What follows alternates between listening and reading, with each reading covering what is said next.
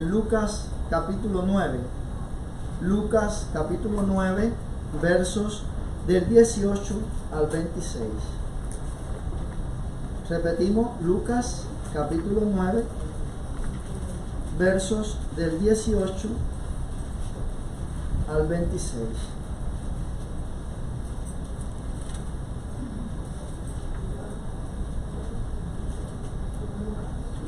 Lucas 9, del 18 al 26. Lo vamos a leer hasta el 27 realmente.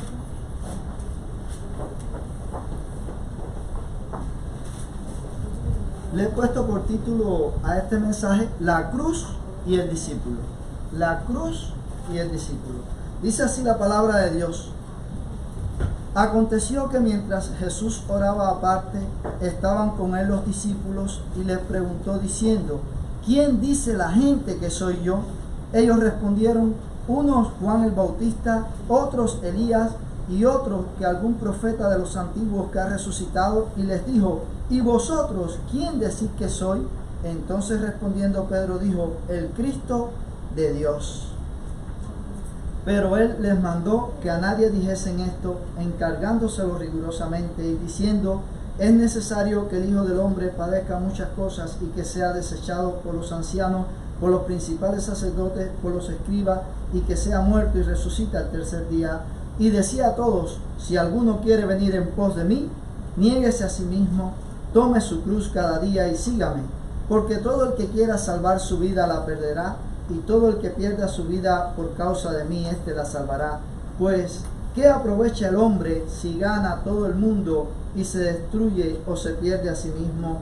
Porque el que se avergonzare de mí y de mis palabras, de éste se avergonzará el Hijo del Hombre cuando venga en su gloria y en la del Padre y de los santos ángeles. Pero os digo en verdad que hay algunos de los que están aquí que no gustarán la muerte hasta que vean el reino de Dios. Vamos a orar, hermano. Padre, agradecidos por tu infinito amor y por tu inmensa misericordia mostrada en nuestras vidas. Agradecidos ahora también por tu palabra, Señor, porque es viva y es eficaz. Porque ella, Señor, habla a nuestras vidas, a nuestros corazones. Y te pedimos, Señor, que en esta mañana sea tu Espíritu el que nos guíe, Señor, en este tiempo, y el que nos haga comprender, oh Dios, lo que tú nos estás enseñando, lo que tú nos estás mostrando. Padre, también te pedimos que tú reafirmes cada una de estas verdades en nosotros y que nosotros podamos estar dispuestos a morir por ellas. Perdona nuestros pecados y asístenos en este tiempo, porque oramos en el nombre de Cristo. Amén. Amén. Pueden sentarse, mis hermanos, y les invito para que mantengan su Biblia abierta en este pasaje que es el que vamos a estar considerando. Hermanos, la vez anterior que estuve aquí yo compartí un mensaje que se llamaba ¿qué es un discípulo? Y hablamos acerca del discípulo, y hoy yo quiero continuar sobre ese mismo tema, porque esta es una serie de mensajes, de 5 mensajes sobre el discipulado cristiano. Por eso le hemos puesto la cruz y el discípulo a este sermón. En aquella ocasión nos detuvimos en el contexto de lo que se conoce como la Gran Comisión, para entender que el llamado a ser y a hacer discípulos está enmarcado por el acontecimiento más grande que la raza humana jamás vivió: el sufrimiento, martirio, muerte y resurrección de Jesucristo. No hay otro momento en la historia humana que supere ese momento. No hay otro momento. Ahora, si luego de haber resucitado Jesús nos hizo tal encargo de la Gran Comisión, ¿qué otra cosa mayor tiene el creyente por delante sino ser y hacer discípulos? Ya vimos que es un discípulo en el sermón anterior, y ahora veremos cómo serlo. Fíjese, ya vimos que es un discípulo y ahora veremos cómo serlo. Parece una cosa de loco que muchos consideren que un discípulo puede creer que Jesús salva, pero luego requiera convencerse que hay que ponerlo en el trono de su corazón. Y esto es una cosa muy popular en nuestros días, que se habla de poner a Jesús en el trono del corazón. ¿Puede alguien ser salvo sin reconocerlo como Señor y Salvador? ¿Podrá ser eso posible? La autonegación se ha quedado fuera. Y el yo es fuerte. Es un fuerte contrincante con el que nadie se quiere meter. Nadie quiere meterse en este asunto.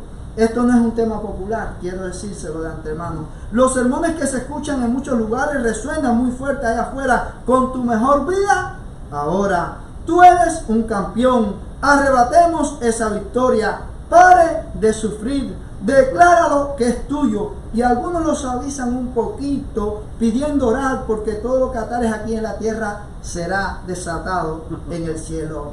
Casi que de antemano le digo que este sermón viene a ser como un cubo de agua fría a esas expresiones triunfalistas que nos encantan, pero nada tienen que ver con la vida de un discípulo de Cristo. Nada de eso tiene que ver con la vida de un discípulo. Otros enseñan que ser un discípulo es hacer cosas para ganar el favor de Dios. Error, error y error. No. Pero en círculos llamados reformados no faltan también otros extremos, no menos dañinos, que queriendo resaltar la pureza del Evangelio lo dejan sin demanda y abaratan la perla de gran precio, haciendo creyentes sin cruz, cristianos sin Cristo, siervos que no quieren ser esclavos, discípulos que rechazan la disciplina. El texto que nos ocupa hoy es una palabra fuerte y contundente. Veamos el contexto de este texto. Nosotros tenemos que ver el contexto y nosotros no podemos desarraigarlo del lugar en el que fue dicho. No nos sorprende que después de mostrar su poder alimentando a las multitudes, es lo que nosotros tenemos en el contexto. Lo que dice antes es que Jesús había alimentado a una multitud. Jesús no estaba haciendo un programa publicitario, realmente no había luces, no había ruido, no había nada de eso que nosotros estamos acostumbrados, no había gritos, nada de eso había. Ahora, en el contexto general nosotros encontramos que en medio de toda esa situación había sucedido algo, y era la muerte de Juan el Bautista. En medio de todo eso había sucedido también esto, la muerte de Juan el Bautista. A fin de cuentas, esto era un gran golpe. Este era su pariente más cercano. Juan era pariente de Cristo, eran primos. Sin embargo, la Biblia nos dice que Juan era un hombre justo, era un profeta, era un enviado de Dios, era una antorcha que ardía en lugar y alumbraba en lugar oscuro. Y nos dice algo muy importante. Nos dice que él había venido para dar testimonio de la luz. Que él no era la luz, pero había venido para dar testimonio de la luz. Y si nosotros leemos Lucas 7:28, allí se nos dice que de los nacidos de mujer no hay mayor profeta que Juan el Bautista. Así que Juan, al que le habían dado muerte, no era cualquiera. No era cualquiera. Aparte de ser pariente de Jesús, como ya dijimos, había sido un enviado de Dios, que había venido para preparar el camino de Jesús. Y esto incluso había sido profetizado en el Antiguo Testamento, en el libro de Isaías. Así que teniendo esto en mente, podemos entender mejor que ellos respondieron a Jesús como lo hicieron en aquella pregunta: ¿quién dice la gente que soy yo? Porque Jesús les preguntó: ¿quiénes dicen que soy yo? ¿Qué opinión tiene la gente de mí? ¿Qué se dice allá afuera? ¿Qué ustedes oyen sobre mí? Unos dijeron Juan el Bautista, otros Elías. Es decir, que esas eran las opiniones que surgían sobre la persona de Jesús, que había sobre la persona de Jesús. Y otros decían: algún profeta de los antiguos que ha resucitado. Y le dice Jesús: ¿y vosotros? Jesús siendo siempre más específico: ¿y vosotros? ¿Quién decís que soy yo? ¿Quién soy yo para ustedes? Pedro, que era impulsivo, que hablaba rápido y que por eso muchas veces metía la pata, un hombre sanguíneo, que quizás respondía sin pensar mucho, dijo rápidamente: el Cristo de Dios. Como dice Mateo: tú eres el Cristo, el Hijo de Dios. Fue una respuesta contundente la que dio allí Pedro. Ahora, Jesús le dijo algo a estos discípulos. Les dijo que no le dijeran a nadie esa verdad, que no se la dijera a nadie. Pero esto llevó una contundente declaración seguidamente. Dice lo siguiente: es necesario que el Hijo del Hombre padezca muchas cosas y sea rechazado por los ancianos, por los principales sacerdotes y por los escribas, y ser muerto y resucite al tercer día. Es decir, que en medio de todas estas cosas que ellos habían estado hablando, Jesús le da esta declaración. Mi hermano, esta es una declaración del Evangelio. Esta es una declaración contundente del Evangelio. Jesús les dijo: es necesario que el Hijo del Hombre, que es Él, dice, padezca muchas cosas y sea rechazado por los ancianos y por los principales sacerdotes. Fíjense, los líderes religiosos, los que se suponía que conocían bien las Escrituras, y por los escribas, y ser muerto y resucite al tercer día. Va a morir, pero va a vivir también, va a resucitar, va a levantarse de los muertos. Ha venido para vencer la muerte. Este es el Evangelio y es el mensaje que ejecutó Jesús allí en la cruz. El Evangelio es el mensaje que da vida y perdón a los que lo creen. Y a la misma vez el Evangelio nos muestra la justicia de Dios, nos muestra la santidad de Dios, nos muestra el amor de Dios, nos muestra la misericordia de Dios, y a la misma vez revela cuán pecador y cuán perverso es el ser humano. Eso hace el Evangelio en la cruz. Cuando nosotros miremos a la cruz debemos ver eso, porque sí, la cruz muestra el amor de Dios. No estamos en contra de eso, lo acabamos de decir, pero no es lo único que nosotros podemos ver allí. Sin embargo, las iglesias de nuestros tiempos, cuando hablan de la cruz, hablan solo de amor. Y ahí es donde está el problema. Tenemos que hablar del amor, pero tenemos que hablar de más. Habla de justicia la cruz. Porque ¿por qué se dio la cruz? Porque Dios no podía dejar pasar por alto el castigo de mi pecado, ni de tu pecado, ni del pecado de los hombres, y lo castigó en Cristo. Y eso habla de la justicia de Dios, que es superior a la justicia de los hombres. Mi pecado tenía que ser castigado, y la forma que Dios usó fue enviando a su Hijo perfecto, a Cristo Jesús, verdadero Dios, a morir en el lugar de pecadores. Así que la cruz habla de justicia, habla de amor, habla de misericordia, habla de bondad de Dios, habla de la gracia de Dios, gracia infinita y maravillosa. Habla de nuestra gran corrupción, de nuestra gran pecaminosidad, que lo que merecemos es ir a la condenación eterna. Habla de eso, porque la cruz tuvo lugar por nuestra maldad, por nuestro pecado. Si no, no hubiera sido necesaria la cruz. Así que cuando nosotros pensamos en esta declaración que Jesús le hizo a sus discípulos, ahí nosotros estamos viendo, hermanos, el Evangelio. Jesús le estaba mostrando allí a sus seguidores el Evangelio, y es lo mismo que nosotros necesitamos estar viendo en este mismo momento. Es por tanto que esta es la idea que yo quiero que ustedes puedan llevarse en esta mañana. El verdadero discípulo es alguien centrado en el Evangelio. El verdadero discípulo es alguien que tiene su vida centrada en el Evangelio. El centro de su vida es el Evangelio de Jesucristo. Esa declaración que nosotros acabamos de leer. Y hay tres cosas que yo quiero compartir con ustedes. En primer lugar, tiene una vida centrada en el Evangelio porque lo cree. En segundo, porque lo vive.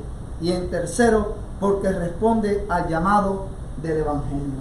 Esas son tres verdades, tres declaraciones que de este pasaje nosotros podemos sacar y que van a afectar nuestras vidas. Así que vamos a ver la primera de estas declaraciones: porque lo creen. Y esto tiene que ver con la esencia del Evangelio. Creer el Evangelio es lo que Dios ha llamado al hombre. Dios llama a los hombres a creer el Evangelio. Amén. Y el que lo cree puede ser perdonado, puede tener una vida diferente, una vida de esperanza. Estas palabras dan detalles sobre la muerte de Cristo que no dejan lugar a quienes serán los causantes, cuál será la razón y cómo será esta muerte en un pasaje paralelo en Mateo 16, 21, incluye que esto sería en Jerusalén. El texto dice el verso 22 lo siguiente, y diciendo, es necesario que el Hijo del Hombre padezca muchas cosas. No había dudas de que Cristo tenía que morir, hermano. Eso es lo que nos está diciendo el pasaje. Y en Mateo 16, 21 dice que esa muerte se iba a dar en Jerusalén, que iba a suceder allí. No vamos a buscar el texto por una cuestión de tiempo, pero eso es lo que dice. Ahora veamos la esencia del Evangelio. Y aquí nosotros vamos a tener que, cuando pensamos en la esencia del Evangelio, estamos pensando en Cristo y en su obra. Lo primero que tenemos que decir, fue rechazado desde el pesebre hasta la cruz. Desde el mismo comienzo, el Mesías fue rechazado. Por eso decimos desde el pesebre hasta la cruz.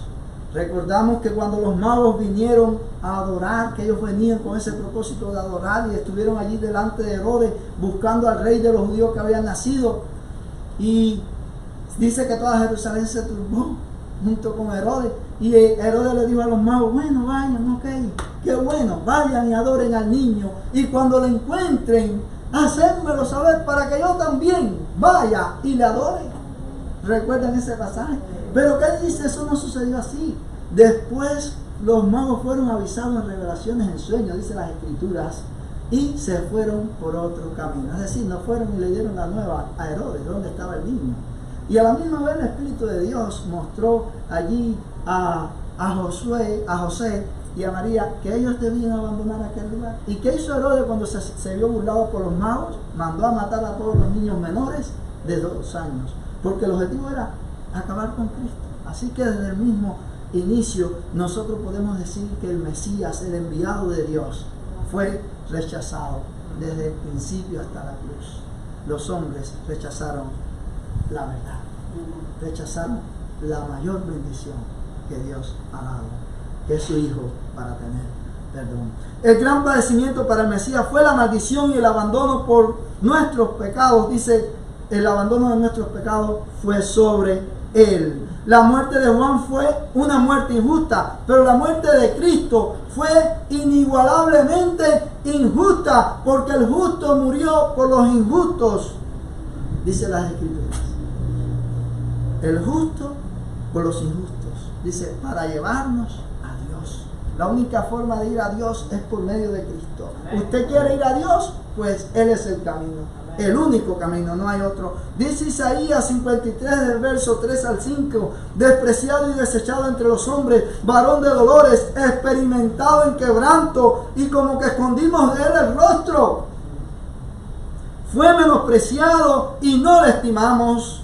Ciertamente llevó él nuestras enfermedades y sufrió nuestros dolores, y nosotros le tuvimos por azotado, por herido de Dios y abatido. Mas él herido fue por nuestras rebeliones, molido por nuestros pecados. El castigo de nuestra paz fue sobre él, y por su llaga fuimos nosotros curados. Todos nosotros nos descarriamos como ovejas, cada cual se apartó por su camino, mas Jehová cargó en él el pecado de todos nosotros. Angustiado él y afligido, no abrió su boca. Como cordero fue llevado al matadero, y como oveja delante de sus tranquiladores enmudeció y no abrió su boca.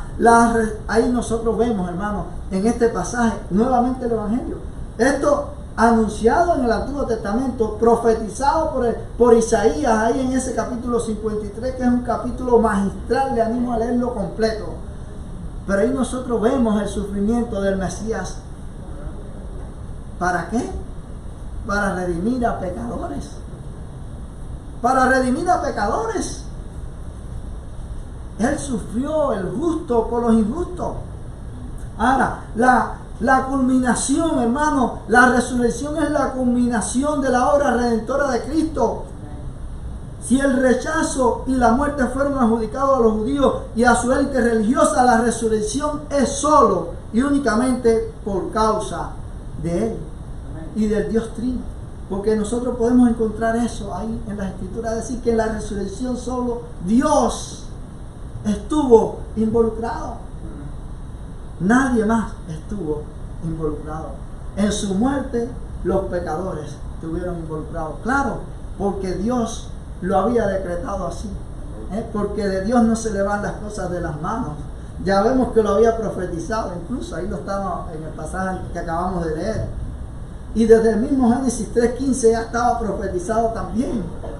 Y como mismo estaba profetizado que le iban a dar muerte, pero iba a resucitar nuevamente a los 3 días.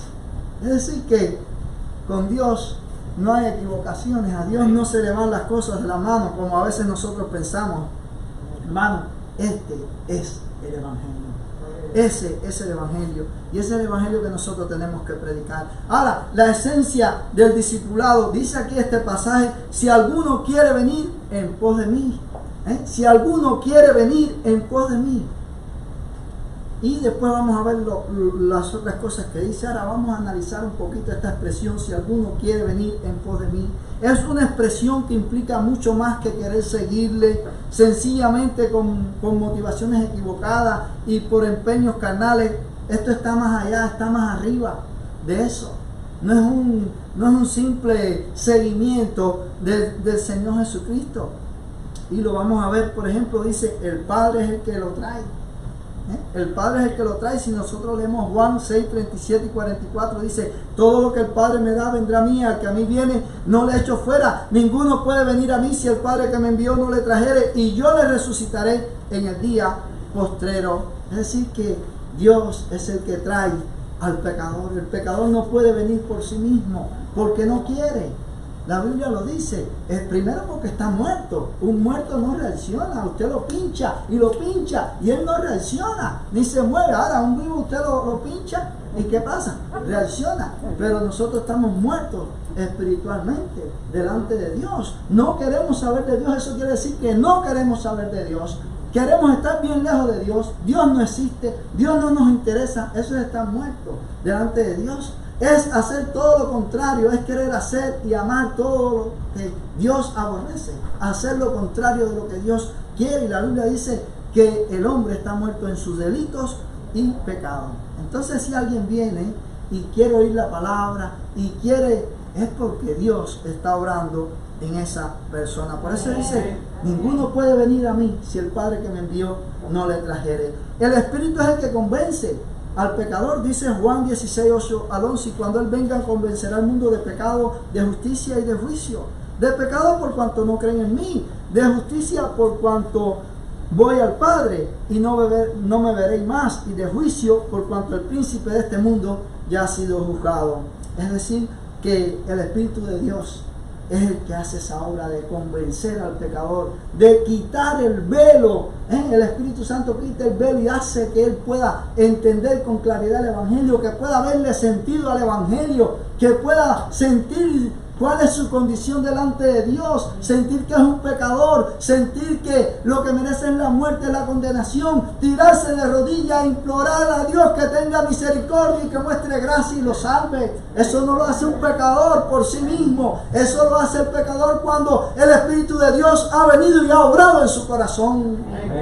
Sin esta obra del Espíritu Santo no puede haber pecador que se arrepienta, no puede haber pecador que crea, no puede haber pecador que venga. Tiene primero que estar el Espíritu de Dios y obrar en su corazón, quitar el velo, cambiarle ahí su mente para que entienda la verdad del Evangelio. Si no es así, las personas dicen: eso es una tontería. No lo entienden, no entienden nada del Evangelio. Solo la obra del Espíritu de Dios, quitando el velo, puede hacer eso, dándole al pecador un nuevo sentido, un nuevo corazón. El Hijo de Dios, también dice la Biblia, es el que da vida. Juan 5:21 dice: porque como el Padre levanta a los muertos espirituales, y les da vida, así también el Hijo a los que quiere da vida. El Padre dice que levanta a esos muertos que andan caminando por ahí por la calle, pero que no quieren saber de Dios. A esos los levanta y le da vida. Y una prueba contundente de eso es que todos nosotros estamos aquí hoy. Porque en algún momento de nuestras vidas, de nuestra historia, Él nos rescató, nos dio vida. Y quizá en algún momento de nuestra historia nosotros éramos los peores enemigos del Evangelio. Quizás hasta hay aquí perseguidores del Evangelio que pueden estar ahí en la lista junto con el apóstol Pablo. Porque hay algunos que sí, que a lo mejor no les interesa, pero bueno, no me importa lo que tú hagas. Pero hay otros que no son así. Hay otros muertos que no les interesa, pero aparte de eso quieren hacerte daño. Hay de todo. Hay de todo. Quieren criticarte, están los que te critican, pero están otros que van más allá, que quieren ver cómo te pueden dañar más y cómo te pueden hundir. Ahora, esta expresión, hermano, de ninguno puede venir a mí, en pos de mí, esta expresión quiere decir algunas cosas más. Por ejemplo, esta expresión es incluyente porque el término alguno se refiere a que no hay restricciones étnicas, culturales, sociales, económicas ni morales para venir a Él. Las restricciones aquí, ¿saben qué? Están en quien quiere. Si alguno quiere, pero ninguno realmente quiere. Dice, si alguno quiere. Pero de por sí, ninguno de nosotros queremos. Y eso la Biblia lo dice. Por ejemplo, en Juan 5:40, y no queréis venir a mí para que tengáis vida. No queréis venir a mí para que tengáis vida. Los hombres no quieren, a no ser que Dios obre en ellos. Y Romanos 3:10-11 dice, como está escrito, no hay justo ni aun uno, no hay quien entienda, no hay quien busque a Dios. No lo hay. Y ahí está tratando propiamente de eso. El hombre pecador, en su fuerza, no puede buscar a Dios. No quiere a Dios. Su voluntad corrompida no quiere que él busque a Dios.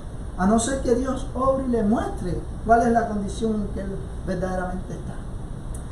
Venir en pos de mí no es ser una perseguidora corriendo detrás de Cristo. De hecho, él ya tenía gente así que lo seguía por conveniencia, que lo seguían por los panes y los peces, o que lo seguían para ser sanado, para recibir algún milagro de parte de él. No, eso no es lo que nosotros estamos diciendo. De hecho, Jesús en una ocasión le preguntó a sus discípulos, ¿queréis iros también vosotros? ¿Queréis iros también vosotros? Porque la gente cuando veía cómo era la cosa, le abandonaron. Y cuando se ponía malo, lo abandonaron. Y Jesús le dijo en una ocasión, ¿queréis iros también vosotros? Ya se habían ido muchos. ¿Queréis irse ustedes también? Y Pedro fue contundente y le dijo, Señor, ¿a quién iremos? Solo tú tienes palabra de vida. Señor, ¿a quién iremos? Solo en ti hay las palabras de la vida eterna, solo en ti hay salvación, solo en ti nosotros podemos encontrar la verdad, solo en ti nosotros podemos encontrar la esperanza, en ningún otro. Dice la Biblia en 1 de Pedro 1:3-5, y esto habla de la garantía de la salvación. Bendito el Dios y Padre de nuestro Señor Jesucristo, que según su grande misericordia nos hizo renacer para una esperanza viva por la resurrección de Jesucristo de los muertos, para una herencia incorruptible, incontaminada, inmarcesible, reservada en los cielos para vosotros, que sois guardados por el poder de Dios mediante la fe para alcanzar la salvación que está preparada para ser manifestada en el tiempo postrero. Ahí está, hermano. Fíjese cómo dice, nos hizo renacer. Él fue el que nos hizo a nosotros renacer. Dice que sois guardados por el poder de Dios. Es Él con su poder quien te guarda. Mediante la fe, dice, para algo, dice, para alcanzar la salvación que está preparada por Él. Es de Dios la salvación. Ahora, es la esencia, el Evangelio es la esencia del mensaje del discipulado. Y hay varios textos que pudiéramos leer, pero solo vamos a leer este, de 1 Corintios 2:2-5, que dice, pues me propuse no saber entre vosotros cosa alguna, sino a Jesucristo, y este crucificado. Y estuve entre vosotros con debilidad y mucho temor y temblor, y ni mi palabra ni mi predicación fue con palabras persuasivas de humana sabiduría, sino con demostración del Espíritu y de poder, para que vuestra fe no esté fundada en la sabiduría de los hombres, sino en el poder de Dios. Hermano, dice que Pablo se propuso no saber entre ellos cosa alguna, sino únicamente a Jesucristo y este crucificado. Pueden leer también 2 Corintios 2:17, Filipenses 3:18 y 19, que también son afines. Dijo Juan Hus: el discípulo es alguien que ama la verdad, vive la verdad, predica la verdad, defiende la verdad, porque el que no habla la verdad traiciona la verdad. Así que eso es un discípulo, alguien que ama la verdad, vive la verdad y predica la verdad. El que no hace eso ha traicionado a la verdad. Digámoslo de otra manera, traiciona a Cristo. Traiciona a Cristo. Otra razón para decir que el verdadero discípulo es alguien centrado en el Evangelio es porque lo vive. Porque lo vive. Y esto tiene que ver con las demandas del Evangelio. Ahora, ¿qué queremos decir con vivir el Evangelio? Es importante aclarar esto porque hay quienes quizás tienen una idea diferente y no es lo que nosotros queremos decir. Queremos decir con vivir el Evangelio, lo que queremos nosotros decir con eso no es que el Evangelio se vuelva a repetir. No es que ahora nosotros estamos repitiendo el Evangelio es un hecho histórico, único, sucedió una sola vez en la historia, es un sacrificio único y suficiente que limpia pecadores. Así que cuando nosotros decimos vivir el Evangelio, no estamos diciendo que hay que repetir el Evangelio, o que nosotros estamos para repetir el Evangelio, no es eso, no es eso lo que estamos diciendo. Con vivir el Evangelio nosotros lo que queremos decir es que queremos vivir en la voluntad de Dios. Queremos, con la ayuda de Dios, queremos ir en pos de su voluntad. Porque en nuestra fuerza nosotros no podemos. Así que el discípulo verdadero ha recibido la voluntad para obedecer las demandas del Evangelio. Y esto es importante porque aquí, en esta expresión, si alguno quiere, la palabra, el término sí, es un elemento imprescindible para comprender esta demanda. Están ancladas al Evangelio. Se puede traducir como un sí condicional o por lo cual. Estas demandas del Evangelio son una implicación de creer, no para ser salvo, sino porque ya ha sido salvo. El que ha sido salvo quiere ir en pos de las demandas, y el que está obedeciendo la demanda es porque ha sido salvo. Es decir, que yo quiero obedecer, para decirlo de una forma más sencilla, yo quiero obedecer no para ser salvo. ¿Ok? Yo quiero obedecer porque ya yo fui salvo. ¿Me entiendes? Yo primero soy salvo y después quiero obedecer. No por mí, porque Dios está obrando en mí, hermano. El Espíritu de Dios muere en mí. Y Él es el que me está moldeando mi vida y me está entonces ahora conformando a la imagen de Cristo. Y eso es algo que nosotros debemos tener claro. Estos tres elementos mencionados por Jesús no pueden ser separados unos de otros como si fueran pasos progresivos en la vida cristiana. Esto se sobreentiende por la forma en que Jesús expone su demanda. Él habla diciendo: cualquiera que quiera venir en pos de Él y ser su discípulo, y seguidamente explica lo que significa venir en pos de Él. Entonces nos da las tres implicaciones: niéguese a sí mismo, tome su cruz cada día y sígame.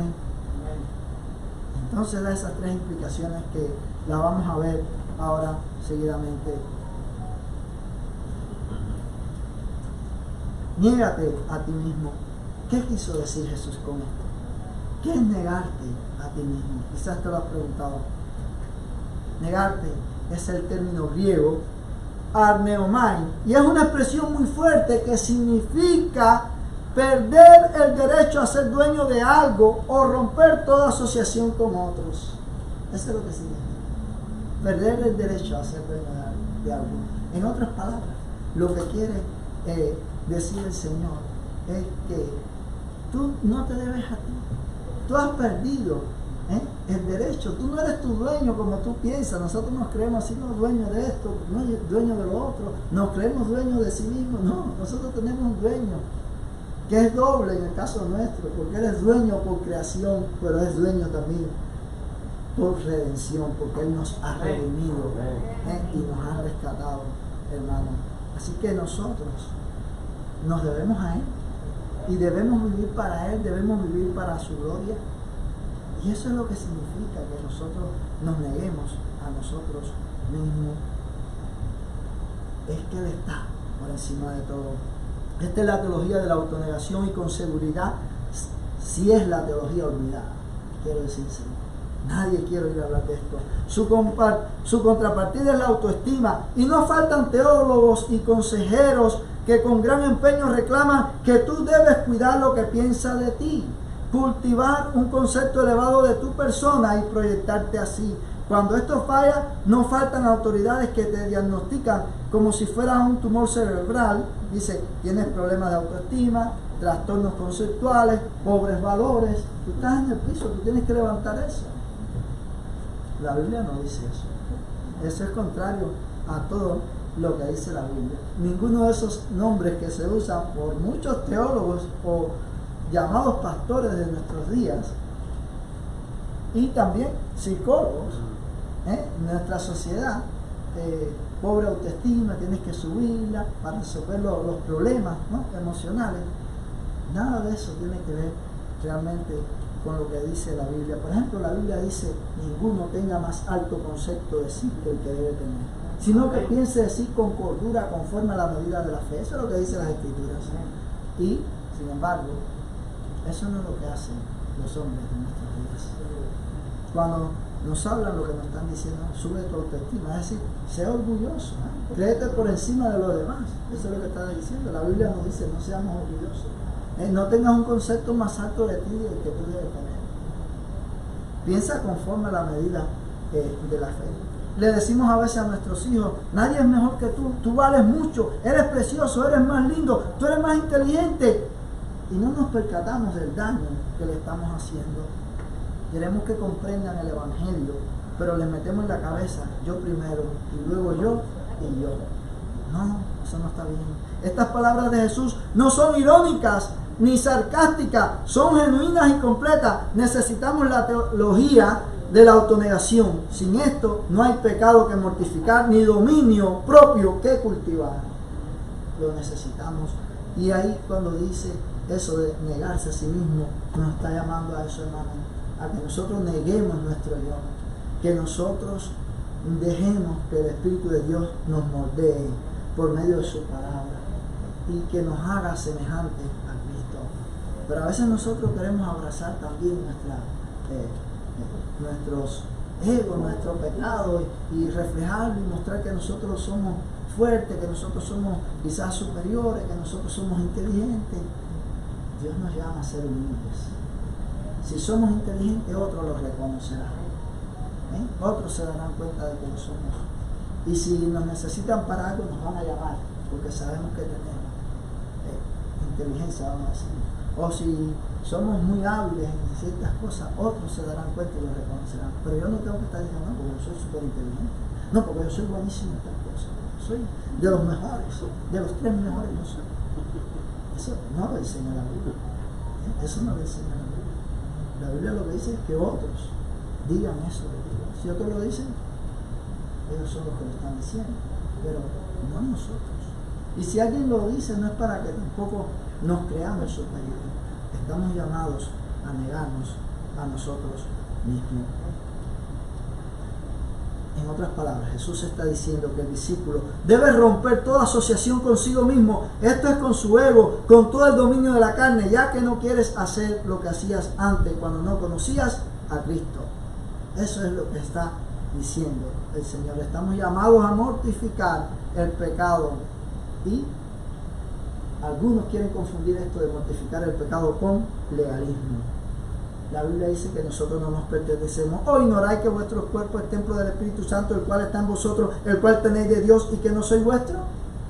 Y como dice Gálatas 2:20, con Cristo estoy juntamente crucificado y ya no vivo yo, mas vive Cristo en mí. Lo que ahora vivo en la carne lo vivo en la fe del Hijo de Dios, el cual me amó y se entregó a sí mismo por mí. Es decir que yo tengo que vivir en la fe del Hijo de Dios, que ha muerto y que se ha entregado por mí, mis hermanos. Yo tengo que vivir el tiempo que estoy aquí en fe.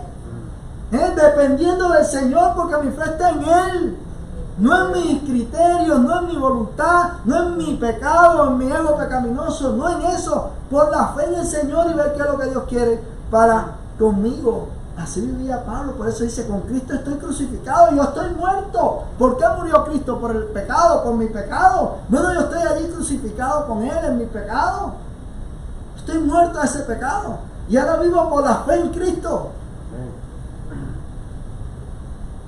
Hermano, nosotros tenemos que ver esto de esa manera. ¿Y saben qué? Cuando Pablo entendió el Evangelio, fíjense lo que él dice en Filipenses 3, 4 al 10, no lo vamos a leer, pero él hace ahí como, ¿cómo se llama esto? Cuando uno va a entregar en el trabajo, un resumen, exacto, gracias. Y uno pone ahí, no, porque yo he trabajado en esto, yo estudié tal cosa y esto, y en tal, y tanta experiencia, y dice, oh, Pablo hace ahí como un resumen. Y dice que él era de los más aventajados, no era cualquiera, Pablo no era cualquiera. Y era un hombre muy instruido. En su tiempo era una estrella, déjenme decírselo así. Sin embargo dice, pero todo lo que era para mí ganancia, lo he estimado como pérdida, por el conocimiento de Cristo Jesús, mi Señor. Dice que lo tuvo por basura, para ganar únicamente a Cristo. Ganar únicamente a Cristo, mi hermano. Y ser hallado en Él, en Cristo, dice, no teniendo mi propia justicia, que es por la ley, sino la que es por la fe de Jesucristo. Eso fue lo que hizo este hombre. Eso es lo que hace el Evangelio. Así que toma tu cruz cada día. Somos llamados a tomar la cruz cada día. ¿Qué significa tomar la cruz? Bueno, se refiere a la disposición de estar listo para perderlo todo, incluyendo nuestras propias vidas. Él es el escoger la clase de vida que Cristo vivió. Eso es tomar la cruz.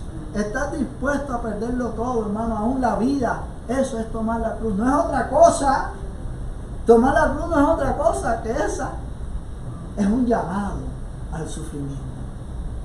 Por ser fieles a Cristo. Por ser fieles a nuestro Salvador. Miren cómo lo dice la Biblia de Estudio Reformada hablando de esto. Dice, ¿es renunciar a la ambición egoísta y al derecho de controlar el propio destino? Es la muerte a toda forma de vida. Es decir, es morir a cualquier cosa que yo desee. Para mí lo que vale ahora es esto. Y en pos de esto yo voy. Es eso. Significa tomar la cruz. Tomar la cruz no es algo opcional. Es parte del paquete de la fe. Fíjense, en el primer siglo, cuando alguien era visto llevando una cruz, todo el mundo sabía que iba rumbo al sufrimiento. Nosotros ahora cambiamos un poco eso y pensamos que porque alguien lleva una cruz enganchada aquí, de madera, de yeso, de hierro, de oro, de plata, que eso es llevar la cruz.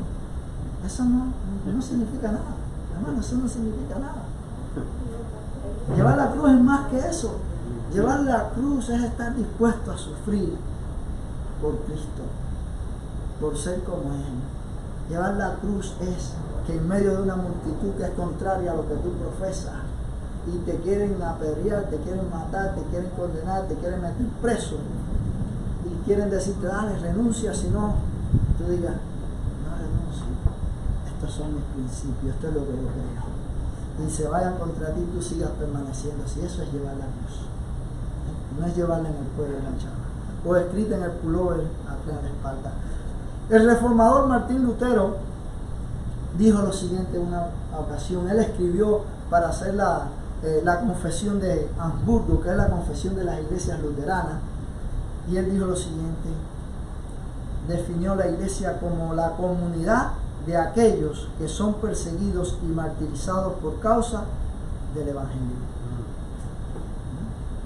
Así definió la iglesia, la comunidad de creyentes que son perseguidos y martirizados por causa del Evangelio.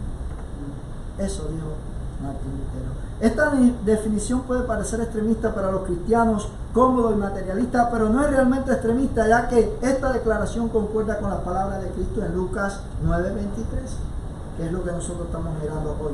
Una cruz significa muerte para uno mismo. Este no es un pensamiento fácil quizás de aceptar, porque nadie quiere morir. Pero eso fue lo que Jesús dijo a sus seguidores que debían hacer diariamente. No hay salvación sin llevar la cruz. Lucas 14:27 dice: el que no lleve su cruz y viene en pos de mí, no puede. Dice ahí: sed mi discípulo. No puede, sencillamente. Ahora, la demanda de tomar la cruz es para todo verdadero discípulo de Cristo desde el mismo momento de su conversión. ¿Ok? La demanda de tomar nuestra cruz es de por vida. No es unos días cuando estamos muy emocionados, o cuando nos sentimos muy bien, o cuando hay tal evento, o cuando viene tal persona. Es de todos los días. Chantry dice: llevar la cruz es la selección consciente y diaria de cada cristiano de aquellas opciones que agradarán a Cristo, que te dolerán a ti mismo porque tienen como objetivo mortificar tu carne. Es decir, que eso es llevar la cruz. Es una cuestión que tiene que ver con nuestra conciencia, es una decisión consciente que nosotros hacemos de agradar a Cristo y de estar dispuestos a hacer cosas que sabemos que nos van a doler. ¿Sí? Porque el hecho de mantenerte firme en tus principios de fe te va a doler. Te va a doler porque el mundo es contrario. Y nosotros vivimos en esta gran nación, nación que yo amo mucho desde que nací. Vivimos aquí, esta es una nación de libertad. Y aquí siempre se ha respetado la fe. Pero hoy en día nosotros sabemos que eso está en juego. Y que eso se está perdiendo. Y ojalá que no. Pero eso viene. Más tarde o más temprano, eso viene. Porque la Biblia lo dice, hermano. La Biblia lo dice. Y nosotros tenemos que estar preparados, hermano, para cuando llegue ese momento.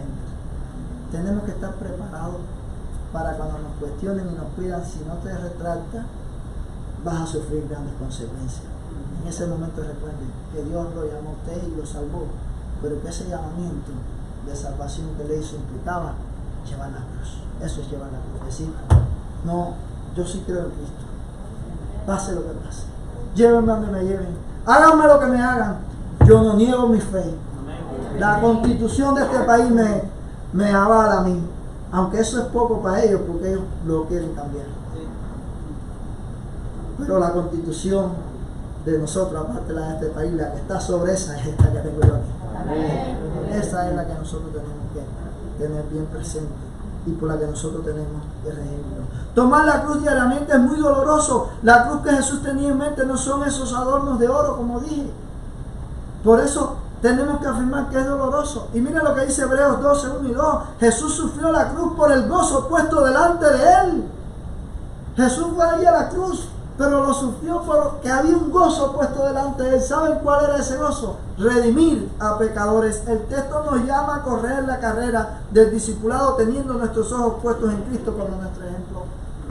Ese mismo texto dice eso: corramos la carrera con paciencia, puestos los ojos en Jesús, autor y consumador de la fe. Jesús sufrió por ese gozo que había delante de él, que era redimir a pecadores, llevar pecadores a la gloria. Él era el único puente posible para que eso pasara. Y eso le daba gozo para enfrentar esa experiencia. Ahora se nos dice que nosotros debemos sufrir la cruz y debemos hacerlo así, vivir la carrera cristiana, como dice, con los ojos puestos en Cristo, mirando a Cristo en todo momento, mirando su obra, mirando su persona, mirando su vida, mirando su ejemplo. Para nosotros sufrir tenemos que estar mirando y dependiendo de Cristo, confiando en Él en todo momento, porque tomar la cruz implica que nosotros confiemos en Él. Nadie puede tomar la cruz si no confía en Él. De hecho, el primer punto de este sermón es que cree el Evangelio. Los otros dos puntos se basan en ese, tienen como base ese.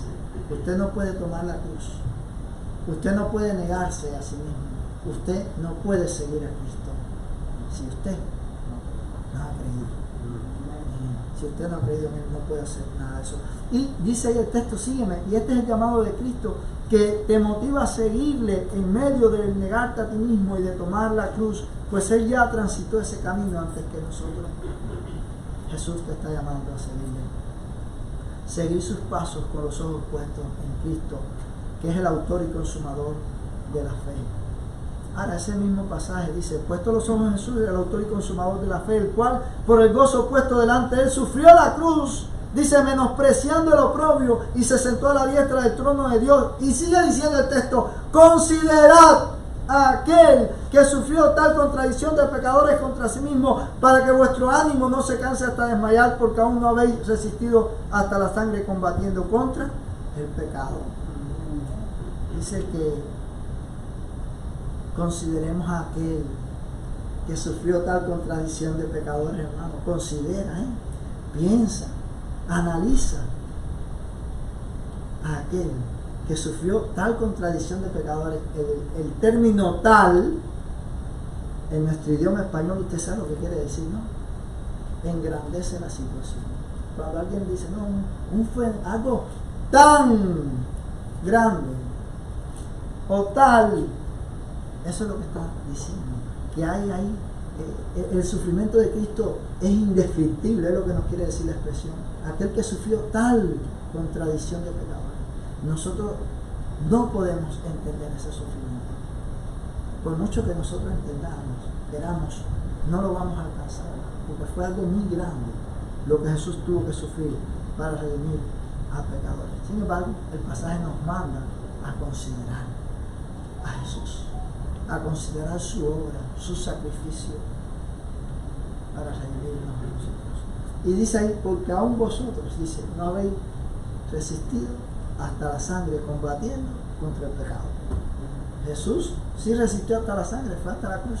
Eso es lo que quiere decir. Fue a la cruz, fue a la muerte. Pero aún así, aunque nosotros vayamos y seamos muertos de una forma cruel por ser fieles, no vamos a resistir como Él. No nos podemos ni comparar con Él en nada. ¿Saben por qué? Porque allí en su sufrimiento Él llevó el pecado, el tuyo y el de todos los que creen.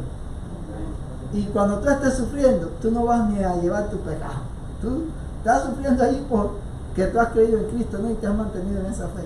Pero ahí sencillamente es decir que nosotros necesitamos mirar a Cristo. El último punto, otra razón por la que el verdadero discípulo es alguien centrado en el Evangelio, porque responde al llamado del Evangelio. Verso 24 al 26 dice lo siguiente, porque todo el que quiera salvar su vida la perderá, y todo el que pierda su vida por causa de mí, este la salvará. Pues, ¿qué aprovechará el hombre si ganare todo el mundo y se destruye o se pierde a sí mismo? Porque el que se avergonzare de mí y de mis palabras, de este se avergonzará el Hijo del Hombre cuando venga en su gloria y la del Padre y de los santos ángeles. El discípulo verdadero invierte su vida según el llamado del Evangelio. Este es un dicho que se repite en los Evangelios más que ningún otro en boca de Jesús. Esta es una doble paradoja. Una paradoja es cuando hay dos cosas, fíjese, que parecen contrarias entre ellas. Son dos verdades que se contradicen. Esta es una aparente, fíjese, aparente contradicción, pero también es una expresión práctica de las demandas antes mencionadas. Este es un texto importante. El que quiere salvar su vida, dice ahí, la perderá. El que quiere salvar su vida la perderá. Esa es la persona que quiere vivir aquí en este mundo, a las anchas, quiere salvar su vida, quiere vivir bien en todas las cosas, pero ese no le interesa, el futuro no le importa, la eternidad no le importa, y ese va a perder finalmente la vida. El otro, el que está dispuesto, no puede ser que pierda la vida aquí, pero la vaya. Eso es lo que quiere decir el pasaje. Vamos a algunas cosas. Dice, el que quiere salvar su vida, la primera verdad dice, es el que no quiere negarse a sí mismo, el que se resiste a tomar la cruz, el que no le ve sentido a seguirle. El que quiere salvar su vida es el que ve a Jesús como un socio, que coopera en su negocio, que trabaja para Él. A ese Jesús cualquiera le sirve. No por gusto al Jesús verdadero lo mataron. Es decir, la gente quiere a Jesús, pero bueno, que Él me ayude, ¿me entiendes? Que Él permita que los negocios me vayan bien, que el trabajo, que los estudios, que en el examen, como decimos allá por mi país, ¿se acuerdan de Santa Bárbara cuando truena, no? Algo así. Bueno, La gente piensa en Dios y en cuando las cosas le van mal y quiere que todo le salga bien. Pero realmente no hay un verdadero deseo de seguir a Cristo. Ellos quieren que aquí todo funcione, pero no les interesa para nada la eternidad. El que quiere salvar su vida es el que está pensando en cómo disfrutar de los placeres al máximo. Tal vez tiene esos consejeros que no faltan en decirte disfruta ahora y luego que te quiten lo bailado. ¿Usted no ha oído eso? Yo conozco muchas personas que dicen así, disfruta ahora y luego que te quiten lo bailado. Disfruta ahora, porque cuando se muera no se va a llevar nada. Y es verdad que no nos vamos a llevar nada material, pero si usted está en Cristo, usted va delante de Él. Recuerde eso. El que quiere salvar su vida es el que está centrado en el aquí y en el ahora. Es el que está enfocado aquí, es el que quiere salvar su vida. Todo lo que le importa es este mundo ahora.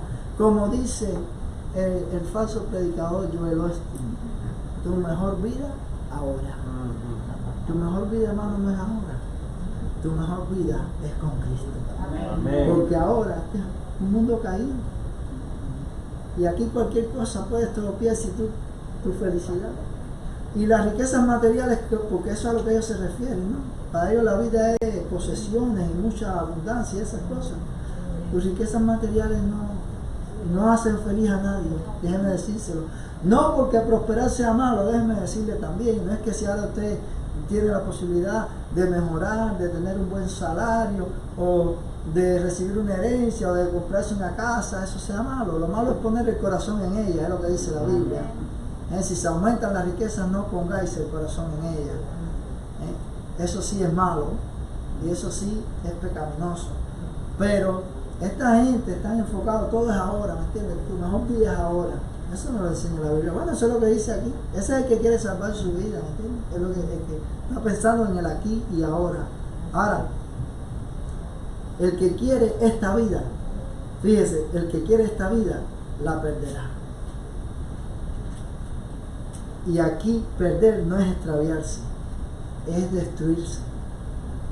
El que quiere esta vida que yo acabo de hablar, ese la va a perder finalmente. Porque eso es destrucción eterna, es condenación. Es una referencia inmediata a la ruina, pero sobre todo es una referencia obligada a la condenación eterna, a la destrucción total. Y pensamos en Asaf, el salmista, en el Salmo 73, que dijo, que vio a los pecadores que no tenían temor de Dios, cómo le iban las cosas bien, cómo prosperaban en todo. Y él mismo se sintió mal, porque yo que vivo para Dios, que he lavado mis manos en inocencia, y vivo de esta manera. Hermano, esta vez el que pierde su vida por mi causa, la ganará. Dice el texto, esa es la segunda verdad. La primera destrucción es futura. La del otro caso es futura. Pero esta pérdida es presente. Nosotros podemos perder la vida por ser fieles a Cristo ahora, es una pérdida presente. Y sobre todo es por su causa. Esto será ganancia en la eternidad. Amén. Recuerde eso si le toca ese momento. Será ganancia en la eternidad. Todo depende de lo que más vale para ti. Si el ahora y el aquí, o el mañana y el allá. Todo depende de eso. ¿Dónde está tu corazón? Dice la Biblia, donde esté vuestro tesoro, ahí estará vuestro corazón.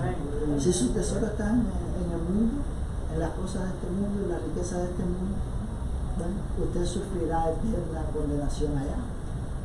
Pero su tesoro en esta vida es Dios, es Cristo, son las cosas espirituales de Dios.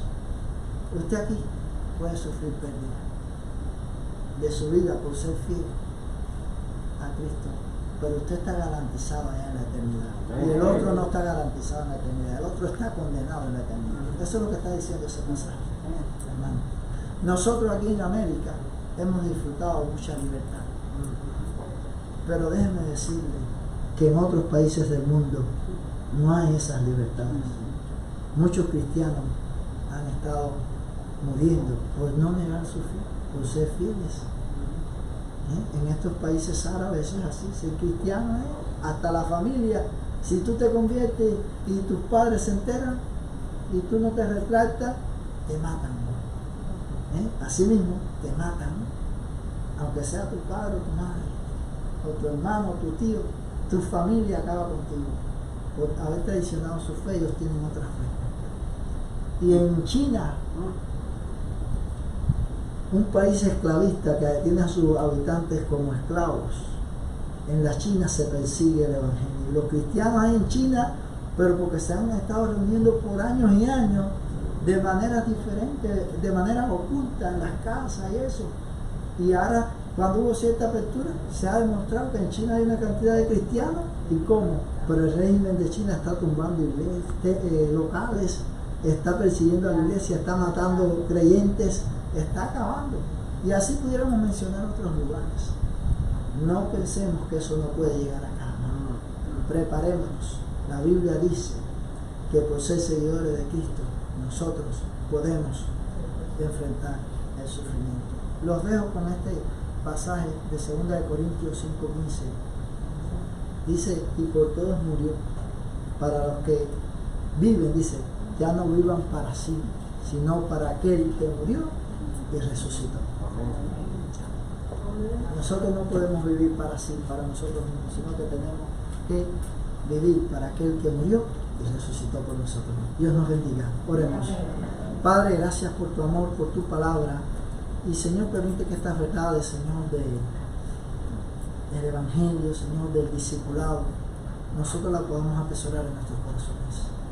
Oh Dios, haz la obra en esta iglesia y permite que esta iglesia pueda ser una iglesia firme, que esta iglesia pueda permanecer entre los embates, Señor, que el mundo pueda traer a ella, que esta pueda ser una iglesia afirmada, Señor, en las grandes verdades de las Escrituras, siempre, Señor, no solo en un periodo, sino por siempre, Padre, mientras esté en este mundo, tu pueblo, que aquí esta iglesia pueda ser un faro de la verdad, Señor, de la predicación de tu palabra. Ayúdale, Señor, y guíale en todas las cosas, Padre Santo, y guárdales en todo, Señor, y permite que cada miembro de esta iglesia pueda ser fiel a ti, Señor, sobre todas las cosas, en medio, Señor, de las circunstancias más difíciles que ellos puedan enfrentar. Ayúdale, Señor, a ser verdaderos discípulos de Cristo y ayúdale a seguir transmitiendo las verdades del discipulado a otras personas, Señor. Te lo pedimos en el nombre de Cristo. Amén. Amén.